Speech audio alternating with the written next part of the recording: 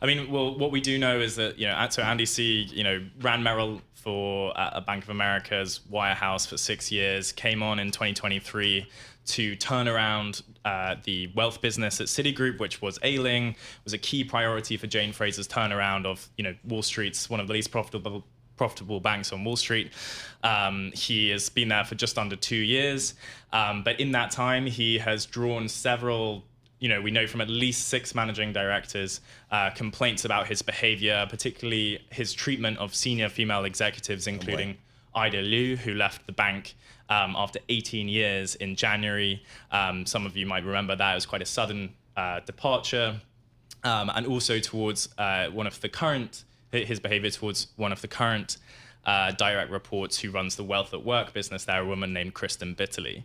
Now, this type of behavior, it's not, from what I'm reading in your story, it's more just the way he speaks to them, or maybe speaks of them, or just it's not necessarily any sexual type of thing as far as we know now. It's just more his management style, perhaps? Precisely, yeah. Okay. We call it there's intimidating behavior. Okay. There are expletive-filled rants. We know about him reducing a male managing director to tears after berating him in front of colleagues, calling people's work pathetic in meetings with that person present and their colleagues present. And also undermining Ida Liu in particular. And his COO, a man called Valentin Valdrabano, directing a managing director to exclude her from correspondence that was important to her business in the months before she departed the bank.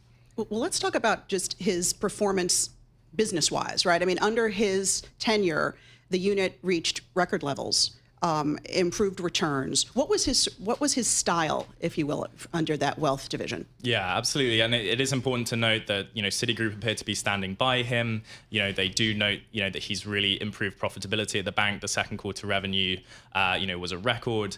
And he's really done that by essentially moving the unit's focus away from what was quite a lending intensive, balance sheet heavy private bank focus towards, I guess, more of a wirehouse style, you might say, like Merrill Lynch, where he, basically grew up in the business.